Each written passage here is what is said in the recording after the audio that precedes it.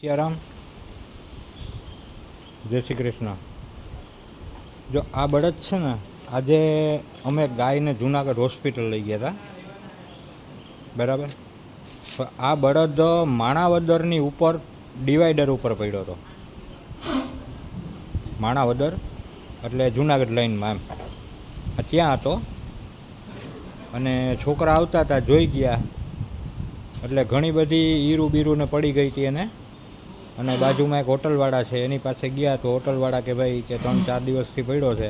ને આજુબાજુમાં ગૌશાળાઓનો ઘણો કોન્ટેક કર્યો તો બધેથી રિસ્પોન્સ ન મળ્યો. એટલે પછી અમારા છોકરાએ હોટલવાળાને કીધું અને માણસો ભેગા કરી અને ગાયની હારે લઈ આવ્યા. એ વિડીયા પણ હું તમને મૂકું છું ઉપર, એમાં જોજો ઝૂમ કરીને કે જીવડો કેટલો છે એમ, બરાબર.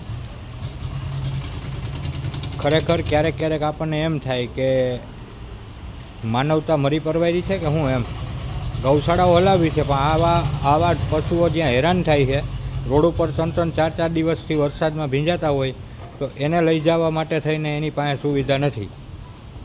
એટલે આપણા આત્માને થોડુંક દુઃખ થાય કે ભાઈ આ વસ્તુ કેમ આમ થાય છે એમ, બરાબર. આજે દુઃખી આત્મા હોય તો દુઃખી આત્મા માટે તો આપણી પાસે સગવડ હોય ને, ન હોય તો આપણે ગમે ત્યાંથી બાંધી લઈએ, વાહન બાંધીને પણ આપણે લઈ આવીએ એને.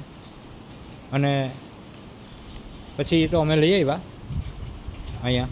અને આજે આવી પરિસ્થિતિમાં પડ્યો હતો. આ પગ જોવો એનો, આ બળદનો પગ જોવો, બરાબર. અને આ ખેડૂને પણ ધન્યવાદ દેવાય કે જેણે એના કાંધની કમાણી ખાધી અને અંતે એને બિચારાને છોડ્યો એમ, બરાબર.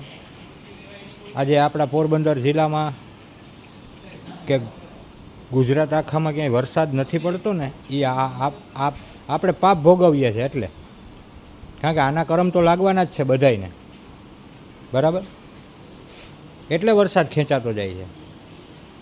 માણસની માનવતા મરી પરવારી છે. પશુઓ માટે કોઈ લાગણી નથી એમ.